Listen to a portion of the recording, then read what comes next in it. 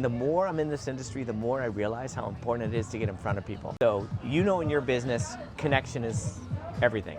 Wine connection is everything. So the more opportunities I have, there's no guarantee of success. There's no guarantee of success in what you do, but the more connections you make, the more the possibilities of success rise. So when I think of VINOPOP, and I'll talk about this, and I mean, I've been watching kind of what people said. To me, it's connection. It's bringing wine to the people. It's making people understand that wine is all about them, not about me, and their experience with wine. So I'll talk about that as well. And that's one thing AI won't take away from us. It's the connection of people, damn it. No AI is going to take that away from us. I mean, AI can do a lot, but AI doesn't have a heart. So AI can do a lot, but it can't predict in a way that we can predict. So as you probably know, I can't say hi in less than 5 wines. I make a lot of different wines, and it was really challenging to come up with the wines, but I wanted to bring a broad selection of wines that I thought would appeal to a lot of different people. So the first one I brought is a variety called Picpoul Blanc. Picpoul literally means lip stinger in French. So the idea is it's a high acid wine, oysters, mussels. It can actually take the place of a sparkling wine as well. Wow. So it's a great starter wine, great way, even in the middle of a meal. I look at it as like a sorbet in the middle of a meal, something to brighten and refresh your palate. The third wine is a variety, well, it's a blend called Curiosity. So it's taken me out of my comfort zone, which as both a winemaker, but as a person, we need to be taken out of our comfort zone as often as we can, because that's the way that we explore, that's the way that we grow. So non-vintage means, so when you look at most wines, other than say champagne, they have a year on it, which means that at least 85, sometimes up to 95% of the grapes have to come from that vintage, meaning that I had to pick the grapes that year. It's a little challenging, but by doing so, you're able to increase complexity by bringing something old and something new to the table.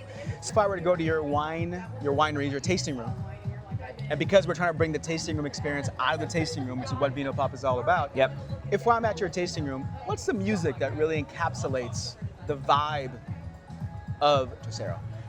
That's a heck of a question. So I love old school punk, probably ska more than anything else. So I saw the Specials, Madness, the Selector, at small clubs in LA the first time they came to the States. I love old school new wave, but I also love jazz. I love old school Spanish guitar. So really the vibe is gonna be trying to create comfort by anyone who sits in there. So we'll go ahead and change the music based on who's in there as well.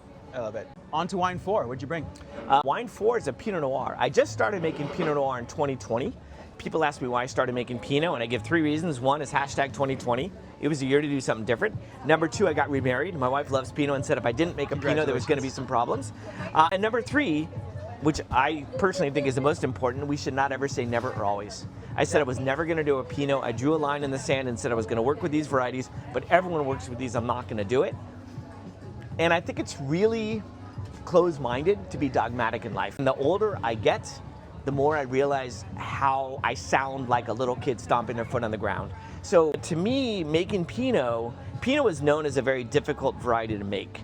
It's not very difficult to make, but it is a very transparent variety. It shows everything. It's a variety that shows place, vintage, and winemaker intent. And as a winemaker who doesn't do a lot, I think my wines really shine, and I like working with varieties like that because I think that the Pinot that I produce is unlike most Pinots you're gonna have. So the last one I brought is a Syrah from a vineyard called the Larner Vineyard in Ballard Canyon. It's a pretty special site. So it was planted by a gentleman named Stephen Larner. Stephen was a cinematographer in Hollywood for one of the world's greatest movies ever made, Caddyshack. He worked on Roots and a bunch of other stuff, but he worked on Caddyshack. Imagine, you know, best, favorite, all relative. So, the vineyard is planted on 100% sand. Grapes really struggle to ripen. So this is Syrah that is foot stomped by me, and I foot stomp all my red grapes. I do all of my reds 100% stems, 100% whole cluster.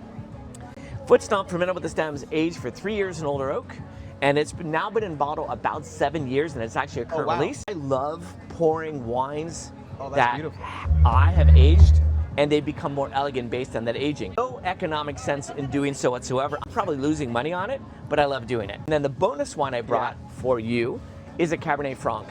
I like working with varieties that I don't need to do anything to make them distinctive. My benchmark for Cabernet Franc is the Loire Valley. A region called Chinon or Bourgueil. Those regions produce Cabernet Franc, kind of the birthplace of Cabernet Franc, in a very rustic, earthy, green, herbaceous style, and that's the style I make that Cab Franc in.